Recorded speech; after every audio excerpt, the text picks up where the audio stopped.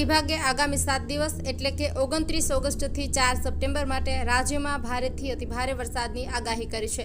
એના કારણે અનેક જિલ્લાઓમાં રેડ, ઓરેન્જ અને યલો એલર્ટ જાહેર કરવામાં આવ્યું છે। આજે સુરત, તાપી અને નવસારીમાં ભારેથી અતિભારે વરસાદને લઈને રેડ એલર્ટ આપવામાં આવ્યું છે, જ્યારે અરવલ્લી, મહીસાગર, ખેડા, પંચમહાલ, ભરૂચ, નર્મદા, ડાંગ, વલસાડ, દમણ, દાદરા અને નગર હવેલીમાં છૂટાછવાયા સ્થળોએ ભારે વરસાદને લઈને ઓરેન્જ એલર્ટ આપવામાં આવ્યું છે। સાબરકાંઠા, ગાંધીનગર, અમદાવાદ, આણંદ, વડોદરા, છોટાઉદેપુર, દાહોદ, ભાવનગર, અમરેલી, ગીર સોમનાથ અને દીવમાં છૂટાછવાયા સ્થળોએ હળવાથી મધ્યમ વરસાદને લઈને યલો એલર્ટ આપવામાં આવ્યું છે।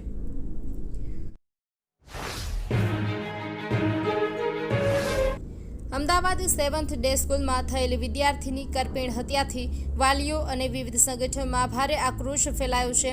સ્કૂલમાં 250થી વધુ વાલીઓ પોતાના બાળકોના એલસી માટેની ઇન્ક્વાયરી માટે આવ્યા હતા, જેમાં 160થી વધુ વાલીઓએ પ્રવેશ રદ કરાવીને અન્ય સ્કૂલમાં ટ્રાન્સફર કરવા રજૂઆત કરી હતી, જેમની એલસી લેવા માટેની પ્રક્રિયા ચાલી રહી છે। જોકે હજુ પણ આ પ્રક્રિયા ચાલુ રહેશે, જેથી વાલીઓ સ્કૂલમાં જઈને પ્રવેશ રદ કરાવી અન્ય સ્કૂલમાં મેળવી શકશે।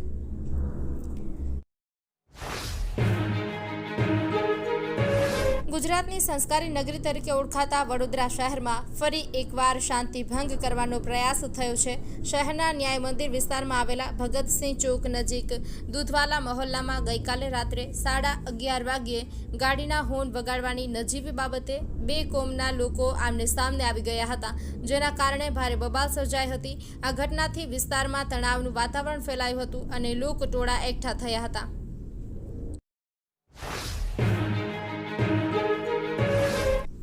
અમીરગઢના વિશ્વેશ્વર મહાદેવ મંદિર પરિસરમાં સમા પાંચમના દિવસે એક ચોંકાવનારી ઘટના સામે આવી છે। બનાસ નદીમાં સ્નાન કર્યા બાદ મહિલાઓ મંદિર પરિસરના બાથરૂમમાં કપડાં બદલાવતી હોય છે, ત્યારે બાથરૂમમાં સ્ત્રીના વેશમાં પુરુષ ઝડપાયો હતો। મહિલાઓ સહિત લોકોએ તેને ઝડપી મેથી પાક ચખાડી પોલીસના હવાલે કર્યો હતો।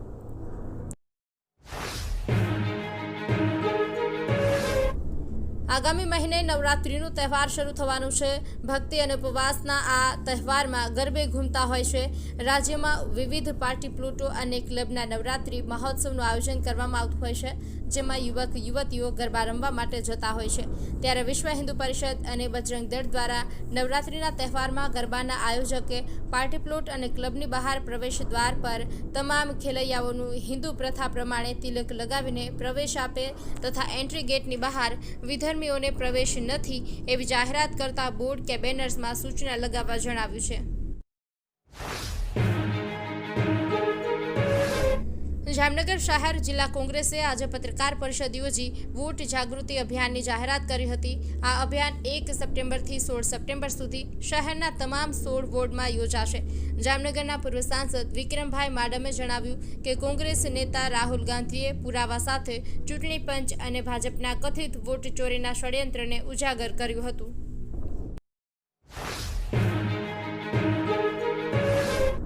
નવસારી જિલ્લામાં ગણેશ ઉત્સવ અને ઈદે મિલાદની શાંતિપૂર્ણ ઉજવણી માટે જિલ્લા પોલીસે મહત્વની પહેલ કરી છે। જિલ્લા પોલીસ અધિક્ષક રાહુલ પટેલની અધ્યક્ષતામાં ગણેશ સંગઠનો અને મુસ્લિમ આગેવાનો સાથે બેઠક યોજાઈ હતી। પોલીસે 3 વાત તમારી 3 વાત અમારી અભિયાન અંતર્ગત આ બેઠકનું આયોજન કર્યું હતું। એસપી રાહુલ પટેલે નવસારીની સંસ્કારી નગરીની છાપ જાળવી રાખવા અપીલ કરી હતી। તેમણે જણાવ્યું કે આ છાપને બગાડવા દેવામાં નહીં આવે। પોલીસે આ વર્ષે નવી પહેલ શરૂ કરી છે। ગણેશ વિસર્જન દરમિયાન શ્રેષ્ઠ પ્રદર્શન કરનાર મંડળોને સન્માનિત કરવામાં આવશે। આ પહેલથી મંડળોને શિસ્તબદ્ધ ઉજવણી માટે પ્રોત્સાહન મળશે।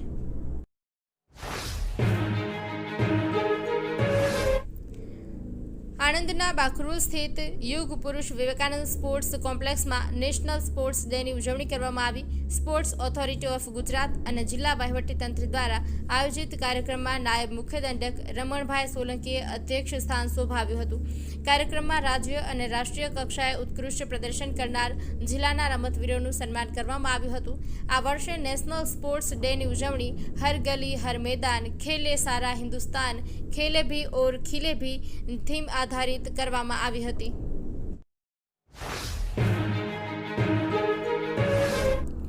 પાલનપુર શહેરમાં રસ્તાઓની બિસ્માર હાલત સામે સ્થાનિકોએ અનોખી રીતે વિરોધ નોંધાવ્યો છે. ગઠામણ દરવાજાથી ડેરી રોડ વિસ્તારમાં તૂટેલા રસ્તાઓ માટે વારંવાર રજૂઆતો છતાં કોઈ કાર્યવાહી ન થતાં લોકોએ નગરપાલિકાની અંતિમ યાત્રા યોજી હતી.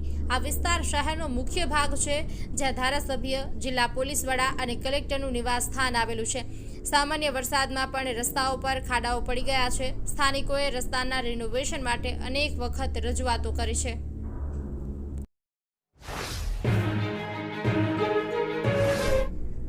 વિજાપુર લાડોલ રોડ તુલસી કોટન મિલ કમ્પાઉન્ડ ખાતે પશુપાલકોનું સંમેલન યોજાયું હતું, જેમાં પશુપાલકોએ દૂધસાગર ડેરીમાં થઈ રહેલા ભ્રષ્ટાચારના મુદ્દાઓ ઉઠ્યા હતા.